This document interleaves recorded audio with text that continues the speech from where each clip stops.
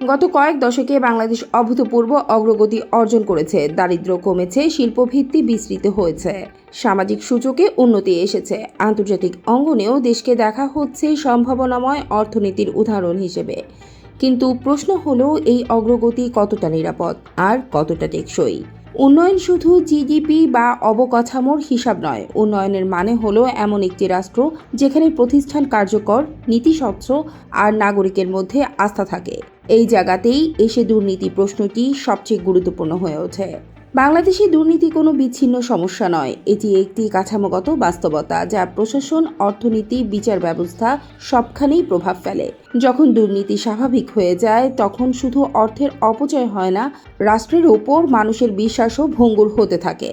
মানুষ যখন মনে করে নিয়ম সবার জন্য সমান নয়, তখন রাষ্ট্রের নৈতিক ভিত্তি দুর্বল হয়ে পড়ে। যোগ্যতার বদলে যদি প্রভাব ও অনানুষ্ঠানিক লেনদেন কাজ করে, তাহলে হতাশা তৈরি হয়, আর সেই হতাশাই আস্থা ভেঙে দেয়। দুর্নীতি বাজারকে বিকৃত করে, প্রতিযোগিতা কমায়, ব্যবসার খরচ বাড়ায়, বিনিয়োগকারীরা অনিশ্চয়তায় ভোগেন, কারণ নিয়ম কখন বদলাবে, অনুমোদন কিভাবে মিলবে, কেউ জানে না। আজকের বিশ্বে বাংলাদেশ একা নয়, যারা সুশাসন নিশ্চিত করছে তারাই এগিয়ে যাচ্ছে। বিশ্ব দেখিয়েছে দুর্নীতি কমানো সম্ভব। দরকার শক্ত রাজনৈতিক সদিচ্ছা, স্বাধীন প্রতিষ্ঠান, দ্রুত বিচার এবং ডিজিটাল প্রশাসন।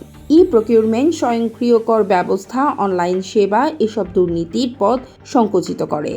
দুর্নীতিমুক্ত বাংলাদেশ বিনির্মাণে প্রয়োজন কিছু পদক্ষেপ। দুর্নীতি বিরোধী অবস্থান হতে হবে দৃশ্যমান ও ধারাবাহিক। জবাবদিহির প্রতিষ্ঠানগুলোকে দিতে হবে প্রকৃত স্বাধীনতা। আইনের শাসন হতে হবে দ্রুত ও নিরপেক্ষ।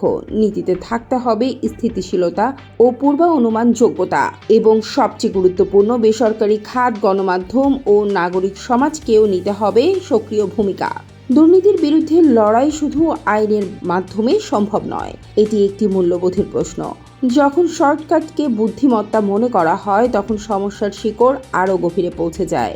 বাংলাদেশ আজ একটি গুরুত্বপূর্ণ মোড়ে দাঁড়িয়ে। এটি শুধু সংকট নয়, এটি একটি সুযোগও। স্বচ্ছতা, জবাবদিহি এবং সুশাসনের ভিত্তিতে নতুন করে এগিয়ে যাওয়ার সুযোগ। শেষ পর্যন্ত প্রশ্ন একটাই, বাংলাদেশ কি তার উন্নয়নের গতি ধরে রেখে দুর্নীতিকে নিয়ন্ত্রণ করতে পারবে, নাকি দুর্নীতি দেশের অগ্রগতিকে থামিয়ে দেবে?